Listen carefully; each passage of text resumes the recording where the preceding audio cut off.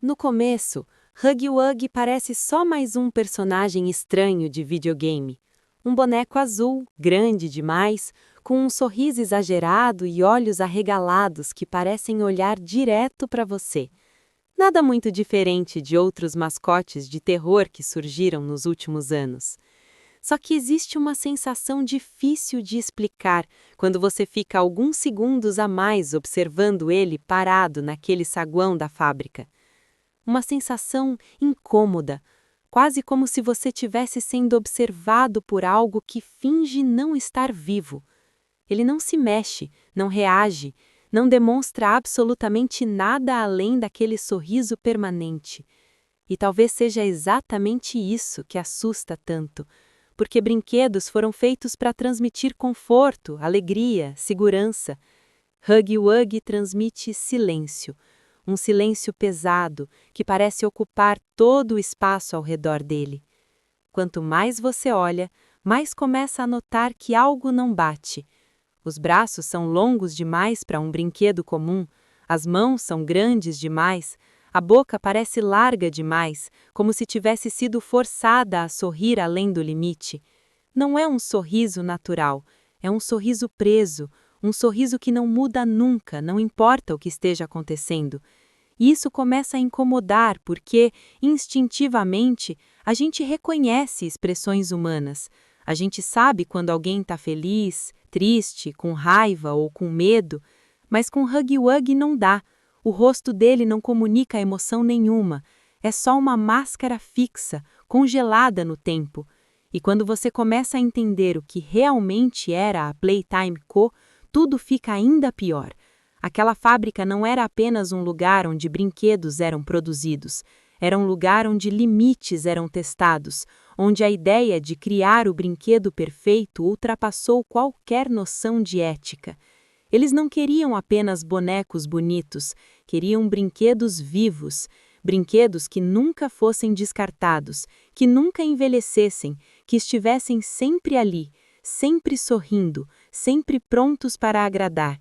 Mas criar algo vivo tem um preço, e alguém sempre acaba pagando por isso. Existem pistas espalhadas pela fábrica, detalhes pequenos que passam despercebidos numa primeira jogada. Relatórios incompletos, fitas com áudios interrompidos, mensagens que parecem ter sido escritas às pressas, funcionários que simplesmente desapareceram, pessoas que tinham nome, história, rotina e que um dia não voltaram para casa. A Playtime Co. nunca explicou o que aconteceu com eles, e talvez Huggy Wuggy seja a resposta que ninguém queria encontrar. Porque quando você para pensar na forma como ele se move, tudo muda. Huggy não corre como um animal selvagem, ele não ataca como uma máquina descontrolada, ele observa, ele espera, ele aprende. Antes da perseguição começar, ele fica ali, parado, como se estivesse analisando você. Sua altura, sua velocidade, seus movimentos, é quase como se ele estivesse lembrando de como caçar. E isso é assustador por um motivo muito específico. Brinquedos não aprendem sozinhos.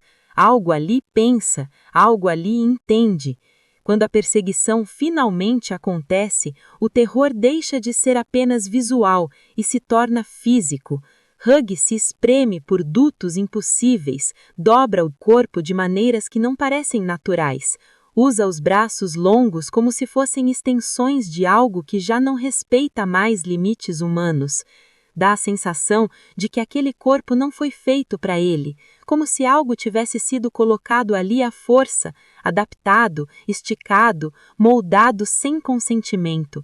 E quanto mais ele se aproxima, mais claro fica que aquele sorriso não é um sinal de felicidade, é uma prisão, uma expressão congelada no momento exato em que algo deixou de ser pessoa. O mais perturbador é pensar que se Huggy realmente foi criado a partir de um humano, então pode existir consciência ali dentro, talvez fragmentada, talvez confusa, talvez cheia de dor, mas ainda presente.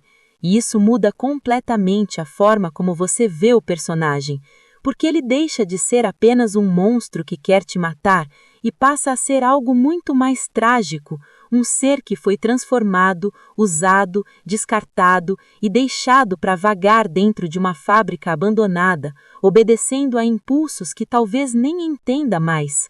E então vem a queda. Huggy despenca no escuro, no vazio da fábrica, e o jogo nunca confirma a morte dele. Não há corpo, não há sangue, apenas silêncio. E em um lugar como aquele, silêncio nunca significa segurança.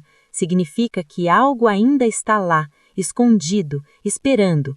Talvez ferido, talvez mais agressivo, talvez com ainda menos controle sobre o que restava da própria mente.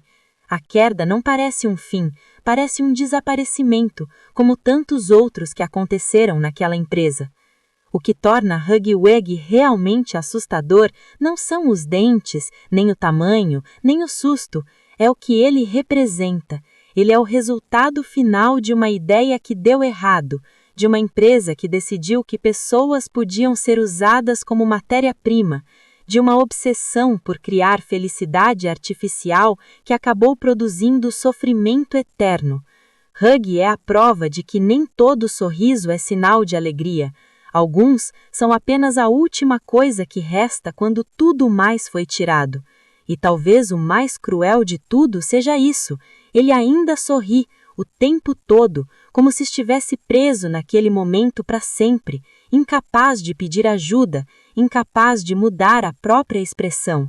Um lembrete constante de que por trás daquele rosto azul e daquele sorriso exagerado pode existir algo que um dia foi humano, algo que teve nome, algo que teve medo, algo que nunca deveria ter sido transformado em um brinquedo. Por isso, Huggy Wuggy é bem pior do que você imagina, porque ele não é apenas um vilão de jogo de terror, ele é uma vítima transformada em predador, um erro que continua andando, um silêncio que nunca termina, e depois que você percebe isso, não dá mais para olhar para aquele sorriso da mesma forma.